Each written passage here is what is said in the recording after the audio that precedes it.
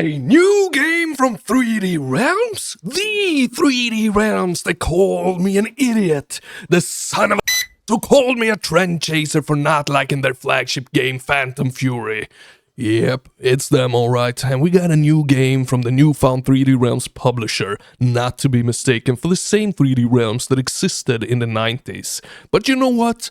I'm going to be the better man here. I'm going to cover their game that is not developed by their in-house studio Slipgate Ironworks, but only being published by it. And I'm going to be brutally honest. I'm going to be critical, simply because of the fact that they fucked up so many times. They overpromised and they failed to frickin' deliver. So the only chance for them to actually have a slight chance of creating something worthy of our buckaroonies is for them to listen closely to the almighty gaming god Slim and his broskis.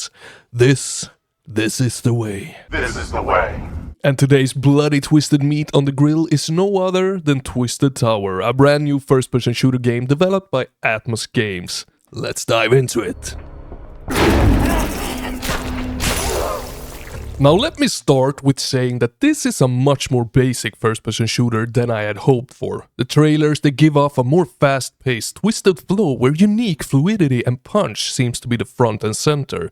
But that is not really what we're getting when actually playing, and not watching trailers, that is. I get the slower moments, the platforming, the trying to bring in an atmosphere, but I'm talking about the actual combat here. It's extremely basic of aim and shoot. And while the actual hitting of enemies is not awful, it's not even near as punchy as expected.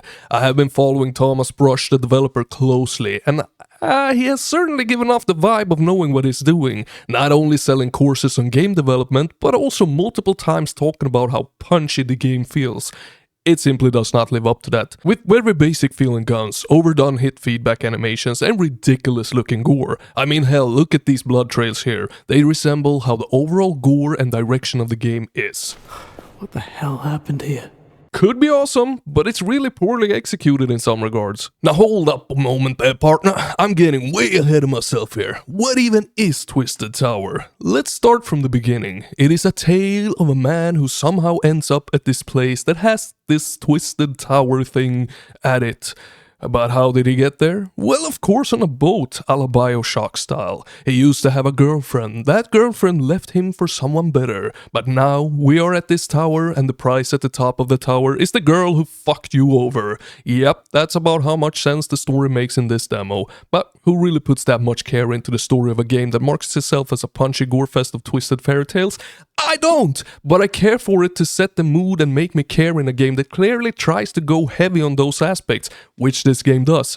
But the way it's presented and explained here makes me not care all that much at all, giving me far too little context, far too little backstory, but more just throws the big D's in my face and expects me to care.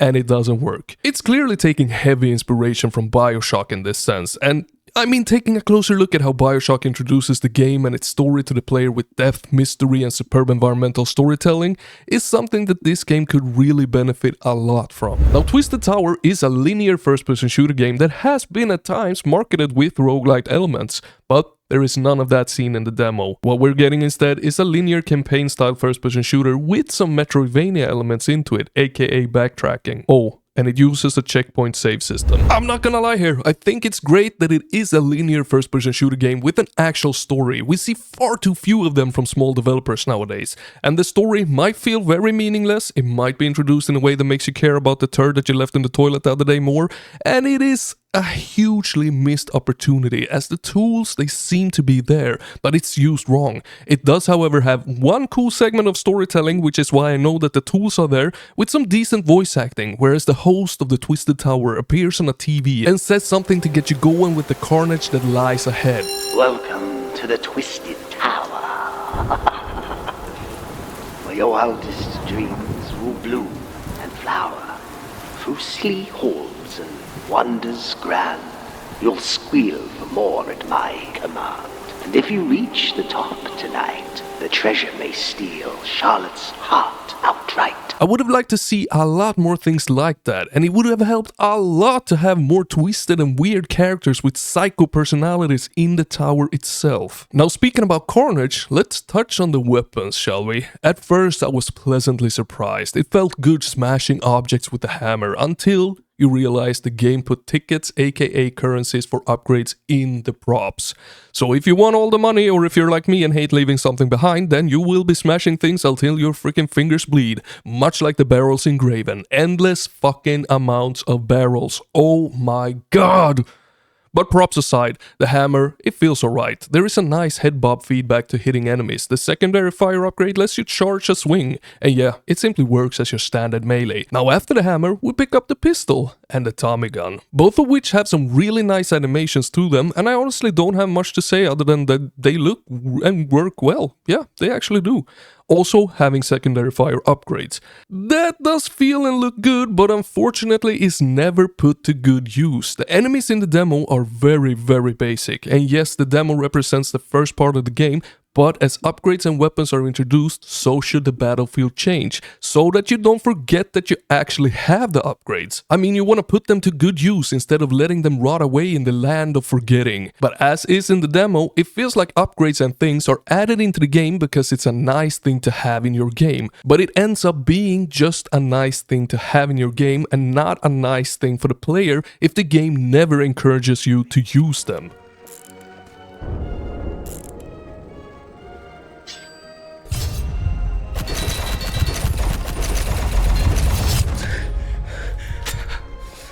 And then comes the actual combat. I mean, it's one thing having guns that feel nice to fire, it's another thing having combat that feels good. Now you will quickly notice that the enemies are basic, just as I said, but they do look cool with their circus outfits. Not crazy enough in my book, but they get a pass. However, they behave exactly as you expect. No surprises, no innovation, but hey, they can jump over ledges, which is the only thing that they use in the arenas as their advantage. Oh yeah, and they also teleport in right in front of your face. There are no clear spawn locations or anything like that. It's just set spawn locations placed outside in an arena, and the enemies, they teleport in whenever they feel like it. So if you think that you cleared a room, voila! 2 more guys teleport in behind your back or right in front of your face out of thin air.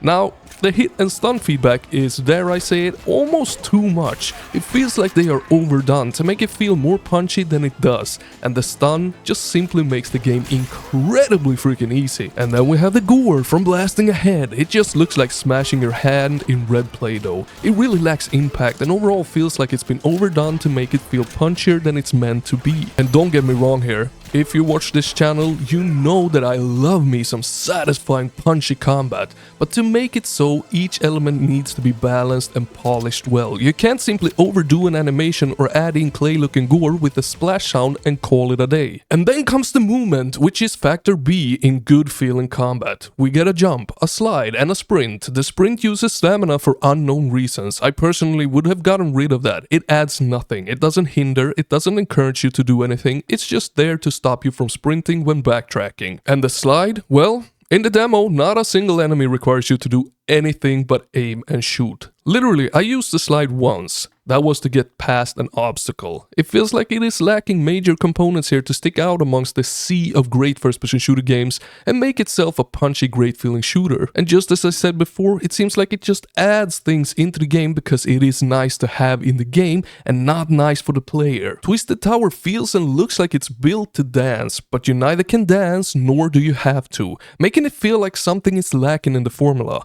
Now I barely dare mention this, but the game has a severe cause of mouse smoothing as well. Lowering the sensitivity kinda fixes it for some mysterious reason, but if you're not playing like a grandpa like I am, you will find it, and it is bad, to put it mildly. Now the developer didn't even know what it was until the community brought it up to him, and apparently he is trying to fix it as we speak, but not even knowing what it is, selling development courses online and having a paid Q&A team testing the game, that's yeah, and that brings me to the level design, which is actually the game's highlight. The level design is great. The levels do give off a sense of mystery and wanting to explore, but it lacks in good environmental storytelling. What it does just feels way too random. But hey there are also some cool and well-designed arenas that unfortunately are not utilized to their potential thanks to the enemies and movement. Now the pacing of the combat versus exploration and platforming is actually on point. It even introduces a grappling hook, mainly used for platforming puzzles. Now, it's a cool idea that we have seen so many times before,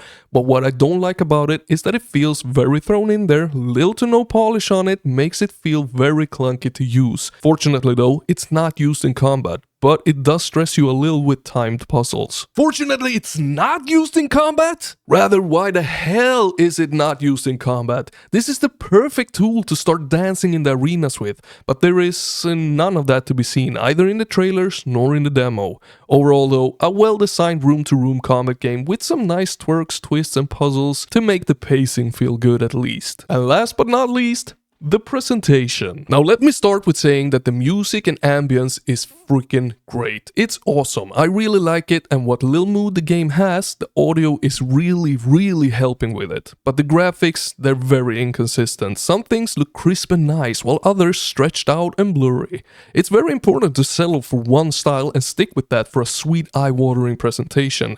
And for some reason, everything at a distance looks extremely blurry, even on the highest setting in 2K resolution. That needs fixing ASAP, and I don't know why it does it, so I cannot tell you how to fix it, but it's there and it's not looking good. And while I didn't experience more than some stutters while switching scenes in the game, a few of the broskis have reported major frame drops, even on high-end PCs with settings on medium, so do bear that in mind if you plan to test out the demo. I know that I have been way more critical in this video than I usually am. I do think that I brought up some fair points though, and I mean, listen to or not, that is totally up to the developer and 3D Realms. But I know I nitpicked a few more things than I usually do in my review style videos, and that is simply because seeing how 3D Realms has scammed people over the years.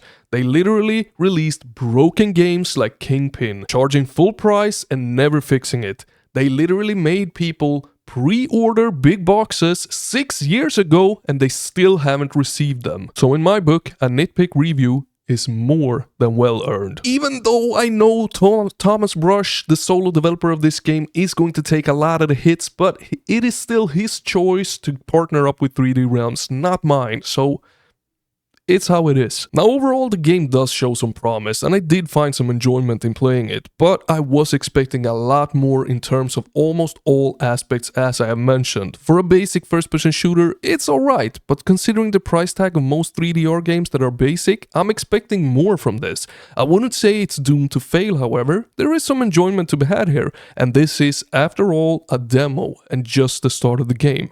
More polish and tweaks can be done before the game releases, but I am extremely skeptical seeing it wearing the 3DR logo, and that's for damn sure. Most of all though, remember that Papa Slim loves ya, and I will see you in the next one. Over and out.